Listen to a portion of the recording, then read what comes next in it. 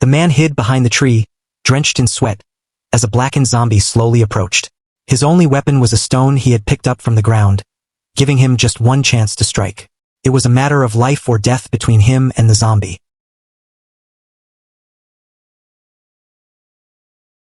Unexpectedly, a second zombie appeared. Rick, using the same method, knocked the zombie unconscious and then ensured it was completely dead. After dealing with the zombies, Rick returned to the riverside cave, only to find that Sophia was missing. He had hidden her there before luring the zombies away. When the others confirmed they hadn't seen Sophia, Rick recounted the events, but Sean mockingly questioned Sophia's understanding. Rick remained silent, solely focused on finding Sophia quickly. The group followed Daryl, the wilderness expert, to track Sophia. However, they discovered she had deviated from her path, likely out of fear. Rick decided to continue searching with Daryl, while Sean and Glenn returned to the road to reassure the other survivors and prevent panic. As they searched along the route, they encountered a wandering zombie. Knowing Sophia was in the forest, they had to eliminate this threat. Working together, they easily dispatched the zombie. Rick then noticed fresh meat in the zombie's mouth, indicating it had just eaten. With a sinking feeling, he and Daryl examined the zombie's bloated stomach. To their relief, the meat turned out to be a groundhog, not Sophia. By evening, Carol anxiously awaited Rick and Daryl's return, only to hear they hadn't found her daughter.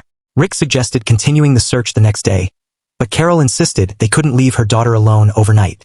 Daryl explained that searching in the dark was too dangerous and could result in friendly fire.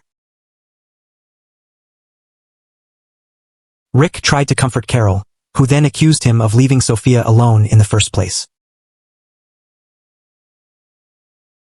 Understanding Carol's pain, Rick silently vowed to find Sophia.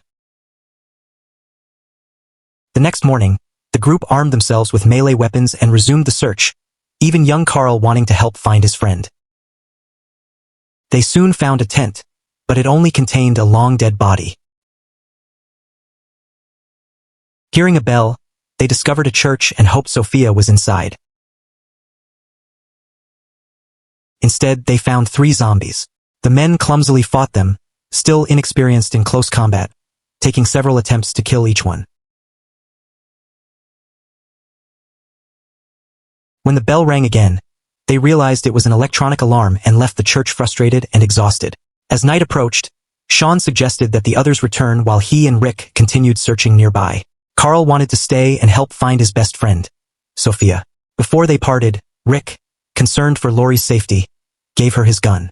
Lori, worried about Rick, hesitated until Daryl offered Lori his gun, stating his crossbow was enough for him, irritating Andrea, whose gun had been confiscated by Dale for her own safety. After walking for an hour, Carol began to complain, doubting the effectiveness of their search plan. Andrea also voiced her frustration, questioning why they had sticks while Lori had a gun. Lori snapped, handing the gun to Andrea and expressing her frustration with the group's judgmental glances. She empathized with Carol's pain but urged her to stop blaming Rick, praising his unhesitating efforts to protect Sophia.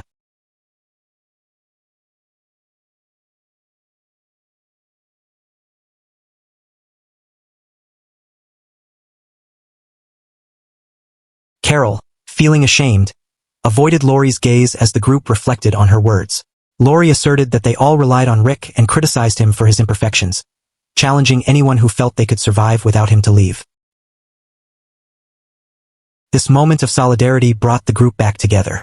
Meanwhile, in the woods, Rick's group encountered a spotted deer. Sean wanted to hunt it, but Carl, captivated by the deer's beauty, approached it. The men watched Carl with pride as he drew closer to the symbol of good fortune. But just then,